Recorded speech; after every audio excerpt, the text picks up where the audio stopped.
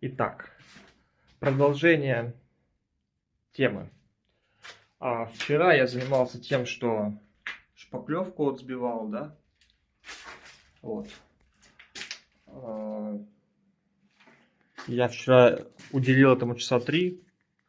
Есть вот такая штука, вот такой скребок. Я его нашел у себя среди инструментов и раньше не понимал, зачем он нужен. Но вот как раз вот эту шпаклевку он хорошо сбивает. То есть вот так вот. Короче, вот этой штукой намного легче в итоге оказалось работать, чем такой штукой. Вот. Медленней, но легче.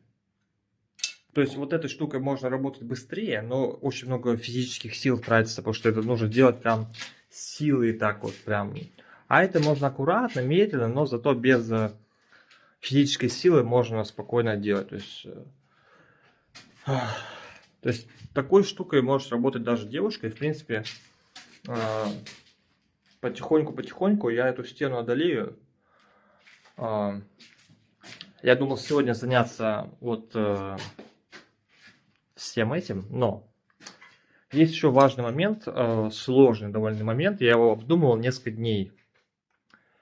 Вот сейчас как показать. Вот на заднем фоне, да, вы видите, как это назвать, перепад высоты от окна, контур окна, да, вот этот идет, который. Вот. Вот этот контур, он мне не очень нравится. Я очень долго думал, как же его мне обыграть.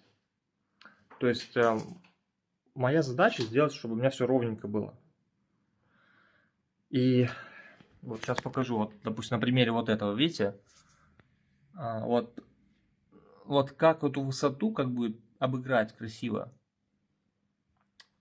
Как вот эту обыграть красиво, то есть что делать вот с этим выступом, не совсем понятно было, я долго думал.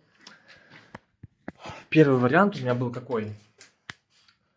Типа я ставлю здесь, короче, то есть вот типа вот так я закрываю, гипсокартон ставлю, вот, короче, обшить гипсокартоном, да, вот так это обшить гипсокартоном весь периметр.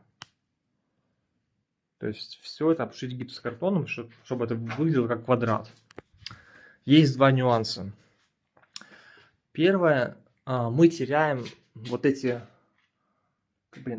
вот это пространство, где-то сантиметров 5, плюс гипсокартон. То есть мы теряем по периметру где-то 6 сантиметров по всей площади.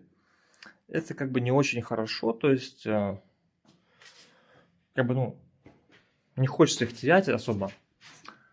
Второй момент, то, что это все кривое, да, то есть все это кривое, все это под какими-то углами находится. И надо как-то все это выловить, вот эту идеально 90 градусов, и это довольно сложно. То есть нужно будет ставить направляющие, как-то их все это равнять. Там очень много пустого пространства получается, надо это чем-то заполнять. Короче, это прям целое дело. Я когда пытался его понять, как все это делать, типа думал, как это правильно, красиво, грамотно сделать, это довольно сложно. То есть, типа, довольно сложно. Вот, второй вариант. Снести все это перфоратом нахер. То есть вот этот верх, вот этот, все снести. И вот неудобно как бы снимать себя и показывать, потому что я ничего не вижу, что я снимаю. Вот этот кусок стены, получается, где-то 5 сантиметров тут толщина. Вот, да, он. Снести его. Я очень не хотел это делать, потому что это довольно тоже сложно. То есть это нужен перфоратор, это очень много шума, очень пыльная работа, тяжело. Я целую неделю не хотел этого делать, но сегодня, скорее всего, в итоге я решил, что лучше я это сделаю, потому что мне потом будет проще все это обшить гипсокартоном под один уровень. чем у меня будут эти перепады, мне нужно будет как-то все это обыгрывать, как-то там направляющие делать, какие-то рельсы делать, пустоты заполнять. Возможно, будет проще все-таки перфоратором под один уровень все снести. Вот такие дела. И сегодня я должен этим заняться. Я позвал своего товарища с перфоратором, потому что у меня нет перфоратора. И я надеюсь, что сегодня он придет, и мы это все раздолбаем. Вот. Такие новости.